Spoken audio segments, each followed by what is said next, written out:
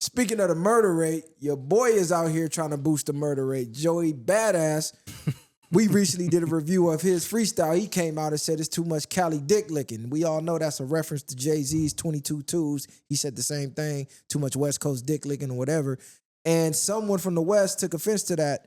Ray Vaughan, TDE up-and-comer, you know what I'm saying? He jumped out there and made a response record. Did you hear it? No, I haven't heard it. I'm learning right now. Oh, damn. Okay, we should have played it for you before the show. We was just listening to it. So Ray Vaughan came out, dissed Joey Badazz in response to Joey Badazz, semi-dissing the West Coast, and he dissed Tory Lanez. Because Tory Lanez, I guess, came out and dissed Kendrick.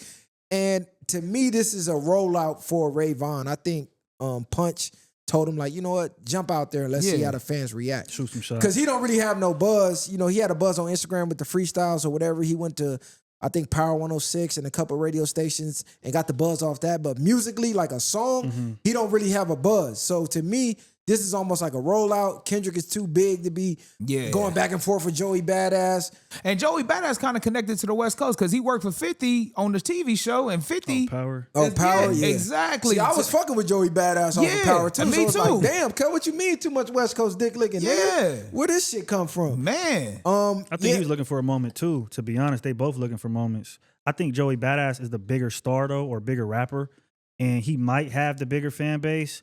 But the way the West Coast is coming right now, like the fans, to me, that's what's going to come down to is the fans and what they say and, you know, the memes they do and all of that shit. That's like seeming like what's moving shit right now. So the West Coast fans is really riding for the West Coast right now. So Ray Vaughan, even though he's the smaller rapper, you could say, I think he has that on his side and to his advantage. Do you think Joey Badazz will respond? Well, first of all, before that, what did you think of the track? I mean, he was spitting. But I don't know. It's like he lacking something to me. He had bars, he had punchlines. It didn't move me.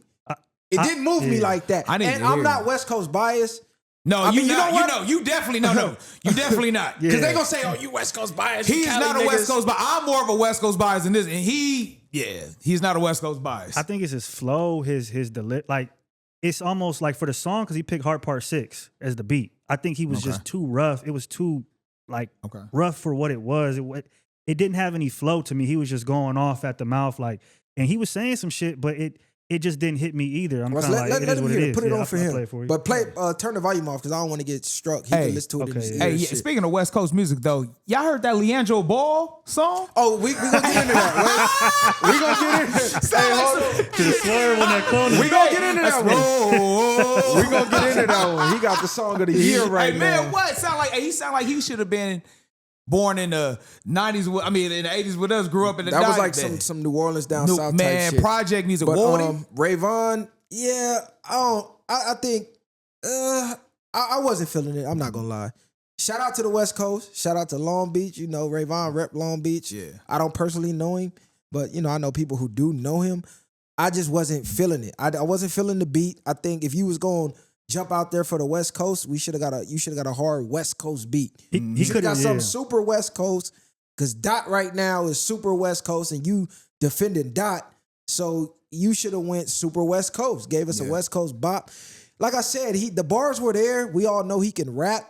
He's missing something though, that star quality. Joey Badazz actually has more of the star quality than Ray Vaughan. Even though Ray Vaughan can technically rap better, musically, Joey Badazz might have him song-wise. I never heard Joey Badazz in a battle, so I don't know what type of diss record he could make. And do you fuck with Joey Badazz music? Like no. I only know a couple songs. I only know a couple songs. Yeah. I just tried to give him a shot and listen to. He has some cool shit. Some third eye niggas. Like they cool, but that's that third eye shit. Him, Capital Steez, all them niggas. Like they had their little moment in the 2012 with like Flatbush Zombies and all that shit. ASAP. Damn, I forgot about Flatbush. Yeah, that's when they was like that whole East Coast thing was really cracking. But besides that, I like a couple songs of his, but yeah, he not really doing it for me. He remind me of like a lower budget ASAP Rocky. Okay, like I believe Joey Badazz has superstar qualities, but he just was missing something as well with the music that just wouldn't push him over the top. But this is a battle no one cares about. I'm gonna be honest. I'm gonna keep it 100. Nobody give a fuck about it, including myself. I don't want to see Joey Badazz and Ray Vaughn going back and forth. Man. I think Ray Vaughn needs to put out a hit and get buzzed that way.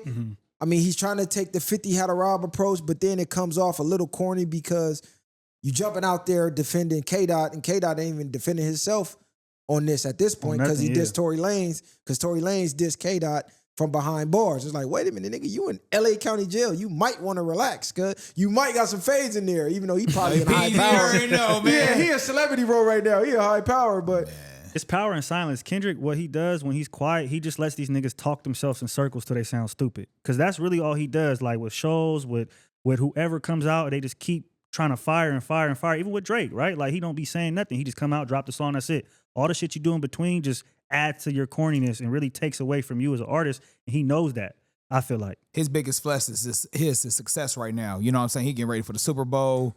He doing the things that these niggas wish they was in position in. So, I mean, I get it. You ain't got to really say much. You know, I know you and I had this conversation about is Kendrick representing the West Coast correctly?